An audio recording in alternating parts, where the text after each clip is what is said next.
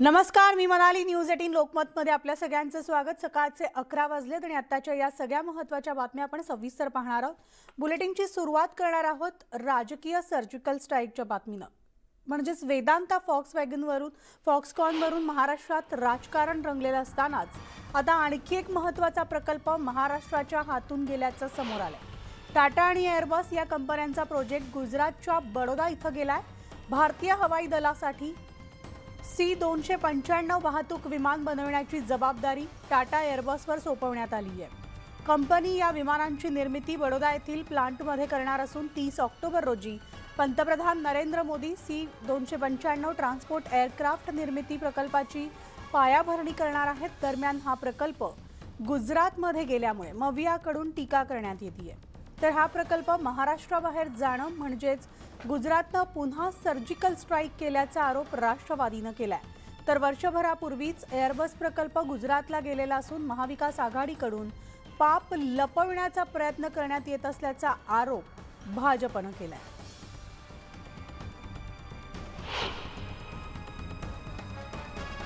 मुख्यमंत्री सन्माननीय एकनाथ शिंदे साहेबांनी महाराष्ट्राच्या बेरोजगारांना आश्वासित केलं होतं की टाटा एअरबस C-295 हे वायुसेनेचं विमान बनवण्याची जी कंपनी आहे हे मिहानमध्ये म्हणजे नागपूरमध्ये त्याची निर्मिती होईल. त्याला प्रकल्प तो त्या ठिकाणी आणला जाईल. परंतु आज केंद्र शासनाने तो प्रकल्प गुजरातमध्ये नेला. परत एकदा महाराष्ट्रावर सर्जिकल स्ट्राईक गुजरातने केला आणि महाराष्ट्र राज्याचे मुख्यमंत्री एकनाथ शिंदे साहेब हे बघत राहिले. 2021 मध्ये ज्यावेळी सामंजस्य करार झाला एअरबस आणि त्या केंद्रातल्या समितीसोबत, त्याच्यानंतर राज्यामध्ये महाविकास आघाडी सरकार होतं, मुख्यमंत्री उद्धव ठाकरे होते. एक सिंगल पत्र या प्रकल्पाच्या पाठपुराव्याचं केल्याचं मविया सरकारच्या नेत्याने दाखवावं. त्याने कोणताच पाठपुरावा केला नाही, कशाच पद्धतीचा तो प्रकल्प यासाठी प्रयत्न केले नाही. त्यामुळे 1 वर्षापूर्वी हा प्रकल्प गुजरातला गेला आणि आज मात्र प्रकल्प गेला अशा प्रकारची हकाटी करून आज या सरकारला बदनाम करण्याचा प्रयत्न केला जातोय. सत्य हेच आहे की महाविकास आघाडीचे किंबहुना राष्ट्रवादीचे नेते धादांत खोटा आरोप करतायत आणि आता शिंदे साहेब फडणवीस साहेबांच्या नेतृत्वाखाली या राज्यात अतिशय उत्तम काम सुरू आहे. मग शेतकऱ्यांसाठी असेल, कामगारांसाठी असेल, सर्व आघाड्यांवर आपण बघाल की अत्यंत उत्तम काम होतंय. मग आता या सरकारला दोष द्यायला काय आपल्याकडे? तर मग अशा प्रकारचा जुनी झालेली गोष्ट उकरून काढायची. दरम्यान शिवसेना उद्धव ठाकरे पक्षानं देखील एअरबस प्रकल्प गुजरातला गेल्यावर टीका केली आहे. एअरबस कोणामुळे गेला असा सवाल आदित्य ठाकरे आणि अरविंद सावंत यांनी उपस्थित केलाय.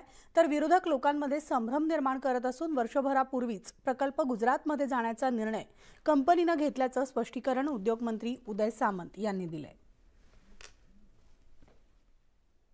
इतका अभिमान ऊर भरून आला होता की तरुण मुलगा एवढं मोठं कर्तृत्व सिद्ध करत असताना पण त्या सगळ्या ह्याच्यामध्ये सुद्धा ते सगळं घालवलं आणि घालवताना पुन्हा म्हणजे विधानसभेत बोलले एक आणि बाहेर बोलतात दुसरंच आमच्यामुळे. मग आता काय झालं? आता कोणामुळे गेला? जनाची नाही मानाची असेल तर उद्योगमंत्र्यांनी पहिली राजीनामा दिला पाहिजे. उद्योगमंत्र्यांनीच राजीनामा दिला पाहिजे. महाराष्ट्रात देशभरातून लोक येतात, इथे नोकऱ्यांसाठी स्वप्न घेऊन येतात. त्यांचं इथे काय होणार, का हे निघून गेलं, ह्याचं उत्तर कधी ना कधीतरी मिळणार आहे का? हा 4था मोठा प्रकल्प आहे जो आपल्या राज्यातून निघून गेला. हे नवीन गद्दार सरकार आहे. आपण बघितलं असेल हे सतत म्हणतात की आमचं डबल इंजिनचं सरकार आहे. डबल इंजिनचं जेव्हा आमचं सरकार होतं म्हणजे आमचं इंजिन इकडचं आणि केंद्र सरकारचं, तेव्हा डॅव्होसमध्ये 80,000 कोटी असतील किंवा कोविडच्या काळात 6.5 लाख कोटीची गुंतवणूक महाराष्ट्रात आणली. आता राज्य सरकारचं जे इंजिन आहे ते फेल्ड इंजिन आहे. म्हणून केंद्र सरकारचं इंजिन जरी चालू असलं तरी राज्य सरकार हे फेल इंजिन घेऊन चाललेलं आहे. 21 सप्टेंबर 2021ला ह्याचा MOU सेंट्रल गव्हर्नमेंटने केलेला होता. 1 वर्षापूर्वीच हा प्रकल्प गुजरातमध्ये नेण्याचा निर्णय हा कंपनीनं आणि त्या संबंधित यंत्रणेनं घेतलेला होता. तरी देखील मी एका मुलाखतीमध्ये असं सांगितलं होतं की आम्ही प्रयत्न करू, परंतु 1 वर्षापूर्वीच जो प्रकल्प गुजरातमध्ये जायचा निर्णय झालेला आहे त्याच्यावर आता शिळ्या कडीला उकळी फोडण्यामध्ये काय अर्थ नाही. ज्यांनी प्रकल्पासाठी कुठेही प्रयत्न केला नाही, कुठलंही पत्र लिहिलं नाही, कुठेही मागणी केली नाही, सत्तेमध्ये असताना ज्यांनी हा प्रकल्प व्हावा यासाठी प्रयत्न केले नाहीत, त्यांनी युवा पिढीमध्ये संभ्रम निर्माण करण्यामध्ये काही अर्थ नाही. आणि म्हणून जो प्रकल्प 1 वर्षापूर्वीच गेलेला आहे अशा प्रकल्पाबद्दल आता गेला असं सांगून जो काही संभ्रम निर्माण केला जातोय हा योग्य नाही. तर राज्यातले 2 प्रकल्प बाहेर गेल्यानंतर आता रिफायनरीबाबत वेगवान हालचाली सुरू झाल्या आहेत. उद्योगमंत्री उदय सामंत यांचे मोठे बंधू आता त्यांच्या समर्थनार्थ मैदानात उतरणार आहेत. किरण सामंत आता रिफायनरी समर्थनार्थ भूमिका घेणार असून प्रकल्पाला असलेला विरोध, ग्रामस्थांची असलेली नाराजी यासाठी आता किरण सामंत यांनी पुढाकार घेतलाय. किंगमेकर म्हणून किरण सामंत यांची रत्नागिरी जिल्ह्यातल्या राजकारणात ओळख आहे.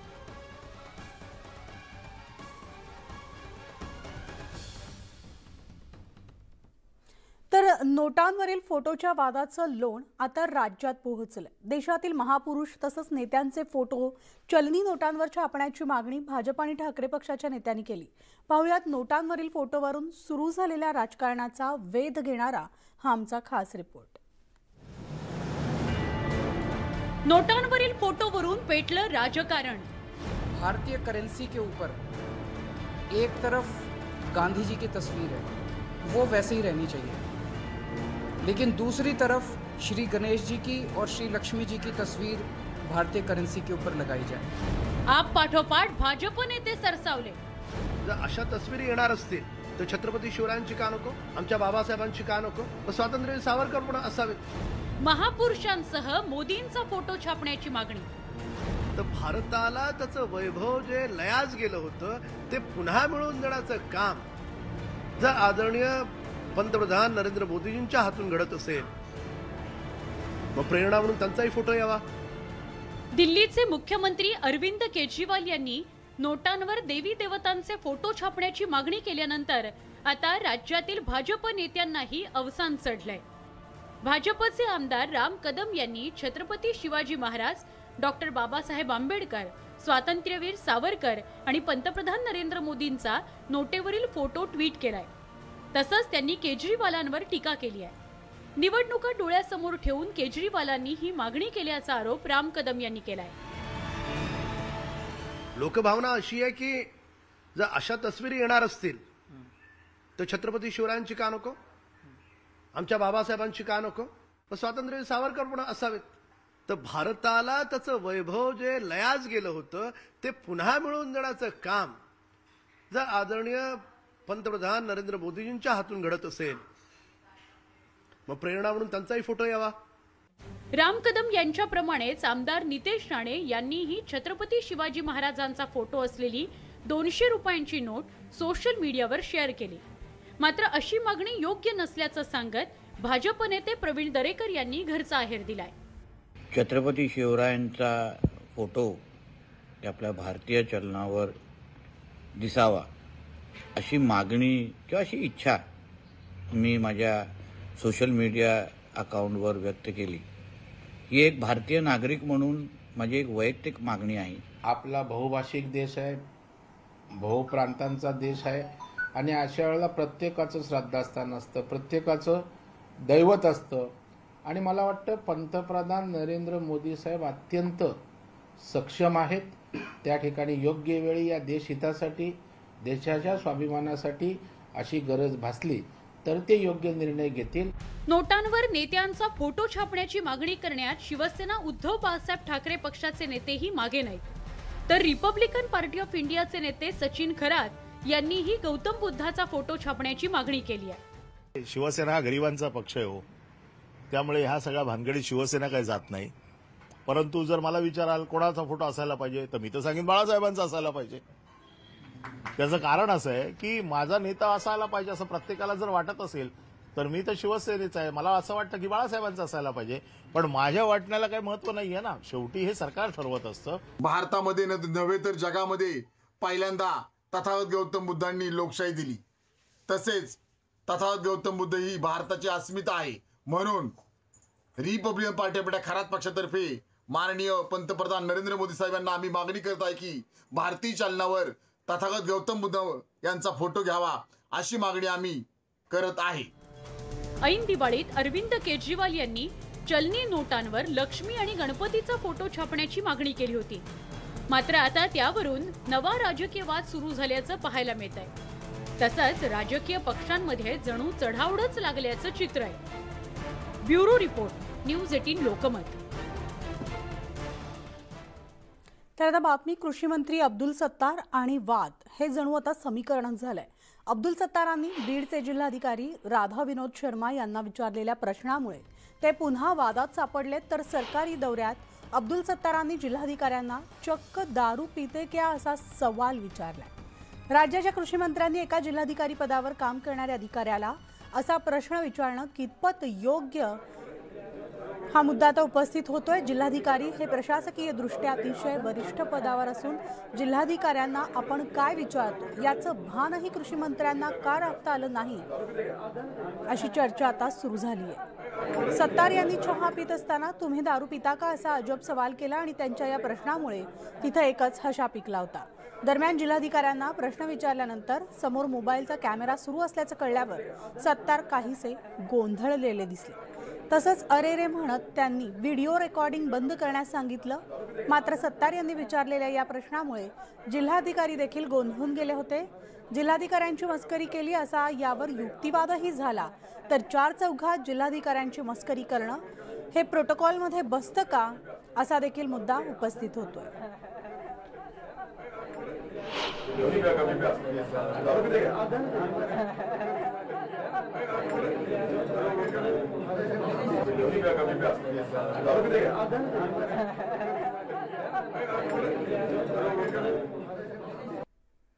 तर कृषी मंत्री अब्दुल सत्तारांच्या या व्हायरल झालेल्या व्हिडिओवर त्यांनी स्पष्टीकरण दिलंय. पाहूयात काय म्हणाले. तिला माझी विनंती आहे की त्याच्या कामाचा मूल्य म्हणून का जिल्हाधिकाऱ्यांना बदनाम करण्याचा जो काही तो बीडमध्ये सर्वात चांगलं काम करतो मी त्याचं अभिनंदन केलं आहे. परंतु काही गोष्टी काही छोट्या मोठ्या काही चर्चा बी झाल्या. काही लोक काही वेगळ्या होतं, काही लोकांना काही कामच राहिले नाही, तितकंच काम राहिला. याचा एक काळाचा याचा नुकता याचा चिना याचा अर्थ याचा तो उपरचा जो काय असतं वेलंटी खालची वेलंटी ही कशी लिहिली ती कशी लिहिली हे सर्व जे लोक हँग झालेले त्यांचं काम आहे. केंद्रीय गृहमंत्री अमित शहा यांच्या नेतृत्वात हरियाणामध्ये सगळ्याच राज्यातील गृहमंत्र्यांचं 2 दिवसीय चिंतन शिबिर पार पडलं. आणि या शिबिरात दहशतवादाबाबत माहिती देताना गृहमंत्री अमित शहा यांनी गेल्या 37 महिन्यांमध्ये दहशतवादी घटनांमध्ये 34% घट झाल्याचं सांगितलंय. पाहुयात या संदर्भातला हा स्पेशल रिपोर्ट. दहशतवादाला अमित शहांचा लगाम. शहांच्यामुळे दहशतवादी धूम ठोकून पळाले. दहशतवादी हल्ले रोखण्यात शहांना यश. ज्या दहशतवाद्यांचा धसका अख्ख्या जगानं घेतलाय त्या दहशतवाद्यांनी आता भारतातून धूम ठोकले आणि त्याचं कारण आहे अमित शहा यांची दहशतवाद्यांमध्ये निर्माण झालेली दहशत. भारतात मागच्या 37 महिन्यात दहशतवादी घटनांमध्ये मोठी घट झाली आहे. 5 अगस्त के पहले के 37 महीने और 5 अगस्त के बाद के 37 महीनों में आतंकवादी घटनाओं में 34% की कमी आई है. दहशतवाद्यांवर लगाम लावल्यानंतर सुरक्षा रक्षक आणि नागरिकांच्या मृत्यू संख्येत सुद्धा मोठी घट झाली आहे. येणाऱ्या वर्षात हा दहशतवाद नाहीसा करण्यासाठी सगळ्यांनी एकत्र येऊन काम करण्याची गरज असल्याचं शाह यांनी म्हटलंय. बाद के 37 महीनों में आतंकवादी घटनाओं में 34% की कमी आई है. सुरक्षा बलों की मृत्यु में 64% की कमी आई है और नागरिकों की मृत्यु में 90% की कमी आई है. ये बहुत बड़ी उपलब्धि है. देशात भाजपचं सरकार आल्यापासून दहशतवाद्यांना चांगला चाप बसलाय. त्यामुळे शहांनी त्यांची दहशत अशीच सुरू ठेवावी आणि देशातून दहशतवाद्यांचा खात्मा करावा एवढीच अपेक्षा. Bureau report, news 18 Lokmat. आणि दादर फुल बाजारात आज सकाळी कारवाई करण्यात आली असून रस्त्यावर फुल विक्रेत्यांमुळे प्रवाशांना अडचण होतीये त्यासाठी या विक्रेत्यांना उठवण्यात आलं होतं. मात्र त्यानंतर पुन्हा एकदा फुल बाजार नेहमीप्रमाणे भरलाय. कारवाईनंतरही फुल विक्रेते पुन्हा विक्रीसाठी आलेत. कारण रात्री 12 पासून सकाळी 6 वाजेपर्यंतचा अवधी त्यांना विक्रीसाठी पुरेसा नाही असं विक्रेत्यांचं म्हणणं आहे. दादर स्टेशन बाहेर सकाळी कारवाई दरम्यान एकही फुलवाला नव्हता. सकाळी 6 ते रात्री 12 वाजेपर्यंत फुलविक्री करण्यास बंदी घालण्यात येत असून दादर स्टेशन बाहेरची गर्दी त्यामुळे कमी होताना दिसणार आहे. दादर रेल्वे स्थानकाबाहेर पश्चिम बाजूला आपण उतरलो तर आपल्याला हे फूल बाजार दिसतं आणि दादरचं हे फूल बाजार अगदी पहाटे, सकाळी, दुपारी, संध्याकाळी कधीही इथं मोठ्या प्रमाणात फूल विक्रेते खरेदी करते असतात. कारण या बाजारामध्ये आपल्याला होलसेलच्या दरात, स्वस्त दरात फुलं मिळतात. त्यामुळं फुलं खरेदी करण्यासाठी मोठ्या संख्येत लोक इथं येत असतात. मात्र आज पहाटेपासूनच इथं कारवाई करण्यात आली आणि कारवाई यासाठी केली की इथं दादर स्थानकावरून येणारी जाणारी जी लोक असतात त्यांना मोठ्या प्रमाणात प्रवास करताना व्यत्यय येतो. कारण फूल बाजारामधून चालणं लोकांसाठी कठीण होत असतं. मात्र या कारवाईनंतर अगदी काही वेळातच पुन्हा आपल्याला हे फुलवाले जिथं अगोदर असायचे तिथंच बसलेले दिसतायत. खरं तर या फुलवाल्यांना रात्री 12 ते सकाळी 6 ही वेळ देण्यात आली फुलं विकण्यासाठी. मात्र हा वेळ त्यांना पुरेसा नाहीये. 6 तासांचा अवधी हा त्यांना पुरेसा नाहीये. त्यामुळं त्यांनी पुन्हा इथं येऊन फुलं विकण्यासाठी सुरुवात केलेली आहे. मात्र प्रश्न असा निर्माण होतो की जर गर्दी होऊ नये यासाठी ही कारवाई करण्यात आली, त्यानंतर सुद्धा ही फुल विक्रेते इथे बसलेले आहेत. त्यामुळे आता पुन्हा एकदा याच्यावर कारवाई होणार का हे पाहावं लागेल. व्हिडिओ जर्नलिस्ट नवनाथ मुके सोबत रुचा कानोलकर, न्यूज 18 लोकमत, मुंबई. भयंकर त्रास होतो, भयंकर त्रास. मध्ये वाटेल तसे बसतात फुलवाले. त्यानंतर अरेरा वगैरे करत नाहीत, पण थोडासा त्रास होतो, नाही असं नाही. पण त्यांचा शेवटी धंदा आहे, पण सीझन वाईज होतोच धंदा. कसं जमेल 12 ते 6 त्यांना जर अलाव केलं तर? शक्य त्यांचाही धंदा आहे, 2 पैसे त्यांना मिळून द्या आणि पब्लिकचाही फायदा होतो ना. पुढच्या मार्केटला जायला नाही लागत, मिनाटाई मार्केटला इथून चालत 15 मिनिटं आहे. पालघरहून भाजी घेऊन येतो. वाडीवाले आमचे काय करतील? आम्ही जर होलसेलला इथे सकाळी आम्हाला गाडी नसते, एकच गाडी ठेवले डहाणू, त्यामध्ये आम्ही येतो. त्या 9 वाजे 10 वाजे तिथपर्यंत बसून द्या ना आम्हाला गरीब. आम्ही कशावर पोट भरायचं? हे विकणार जाणार तेव्हा आम्ही. नोकरी असली ना तर काय नाही, नोकरीवाले नाही, चुकरीवाले नाही, घरात आमची माणसं कशावर आम्ही पोचणार? किती 2:30ला उठून येतो आम्ही आणि इथं आलं तर आम्हाला धंदा करू देत नाहीत. 9 वाजेपर्यंत आम्हाला धंदा पाहिजे. टमाटर विकतो आम्ही. अंबरनाथवरून येते मी 2:15ची ट्रेन पकडून. हे आले की इकडे उचली माल उचलून सगळ्या गाडीमध्ये घालतात. त्यांनी म्हणतात आम्हाला वरनं ऑर्डर भेटले डेव्हल करून देत. मग त्यांची पण ड्युटी आम्ही काय बोलू शकत नाही, पण आम्हाला 9 वाजेपर्यंत धंदा चालू पाहिजे ना.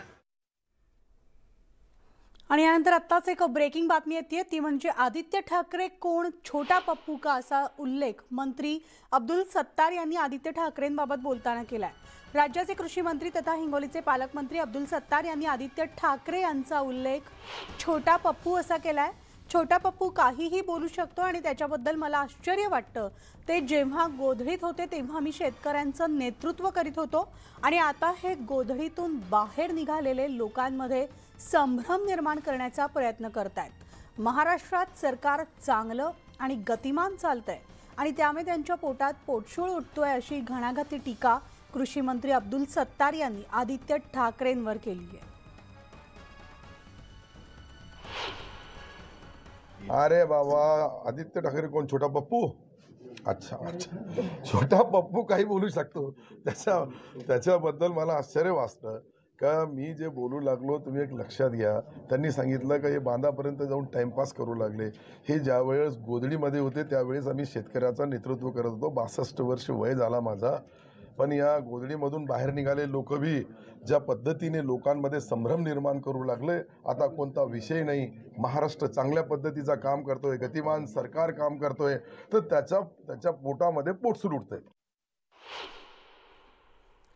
तर आपण पाहिलं अब्दुल सत्तार यांचं आता आणखी एक वादग्रस्त वक्तव्य समोर आलेलं आहे. आदित्य ठाकरे यांचा उल्लेख त्यांनी छोटा पप्पू असं केलेला आहे आणि आदित्य ठाकरेंच्या या सत्तार यांनी केलेल्या टीकेवर नवा वाद समोर येतोय. ते म्हणजे आदित्य ठाकरे कोण, छोटा पप्पू का, असा उल्लेख मंत्री अब्दुल सत्तार यांनी केलेला आहे.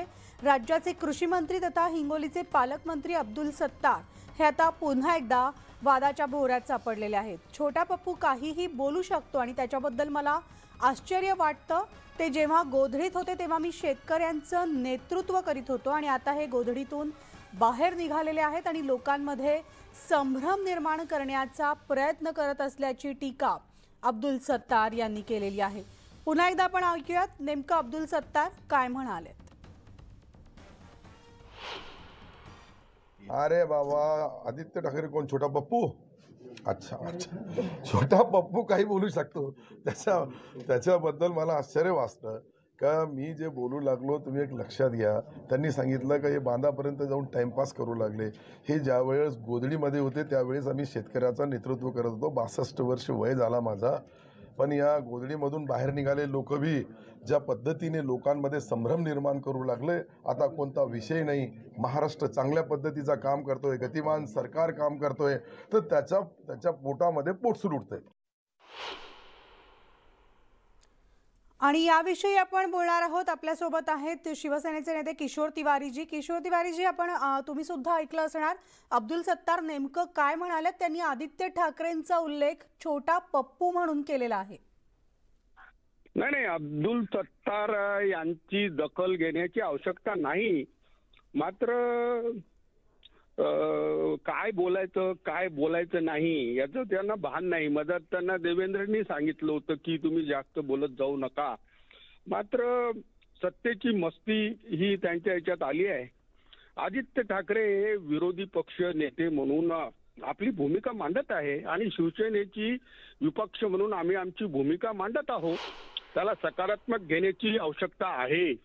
मात्र अब्दुल सत्तार यांना असं वाटत असेल की ते त्यांच्या कृतीवर निवडून आले, तर त्यांना मी रिकॉल करतो की त्यांचा विजय हा जेमतेम झाला होता आणि शिवसेनेसोबत नसते आणि आमच्या कोबड्या घेतल्या नसत्या तर ते आमदारही राहिले नसते. वरून ते स्वतःच्या चारित्र्याकडे त्यांनी बघायला पाहिजे आणि अब्दुल सत्तार सारख्या माणसावर आम्ही प्रतिक्रिया द्यावी इतकी लायकी नाहीये. आणि हे काय, हे जे नेते आहेत, जसं शिंदे साहेब एका जिल्ह्याचे आहे, हे तालुक्याचे नेते आहेत, तर हे महाराष्ट्राचे नेते झाले कुठून? आणि कृषी मंत्री आहेत. महाराष्ट्रात एवढं मोठं कृषी संकट आहे. सरकार जर सकारात्मक पावलं उचलत आहे तर ते जनतेपर्यंत पोहोचली पाहिजे. मात्र त्यांना हे आगाऊचं बोलायचं काय? आमची जी उत्तरदायित्व आम्हाला लोकांनी दिलं आहे त्या उत्तरदायित्वावर आम्हाला बोलावंच लागेल आणि सरकारला आम्ही त्यांची जागा दाखवण्याचा प्रयत्न करू. पण हे सगळं सकारात्मक घ्यावं लागेल. शिवसेना ही जिथे आहे तिथेच आहे. मात्र गद्दार किंवा खोकेबाज लोकांनी जास्त बोलू नये. जनतेत त्यांना जाळायचं आहे. पण मी एक बोलतो तुम्हाला की फार महत्वाचं आहे की महाराष्ट्रात मोठे मोठे प्रोजेक्ट चालले आहेत. महाराष्ट्रात कामं होत नाहीये. प्रशासकीय अधिकारी कोणाला जुमानत नाहीये. हे फुटून गेलेल्या लोकांना बरोबर आहे. आणि यावर विरोधक म्हणजे तुमच्याकडनं आवाज उठवले जात आहेत किशोर तिवारीजी. आणि आता त्यातच नवा वाद समोर आलेला आहे. अब्दुल सत्तार यांनी आदित्य ठाकरे यांचा उल्लेख छोटा पप्पू असा केलेला आहे. धन्यवाद किशोर तिवारीजी तुमच्या या सविस्तर प्रतिक्रियेबद्दल. आणि यानंतर बुलेटिनमध्ये एक छोटासा ब्रेक घेऊन लगेचच परततो. इतरही बातम्या पाहणार आहोत, तेव्हा पाहत राहा न्यूज 18 लोकमत.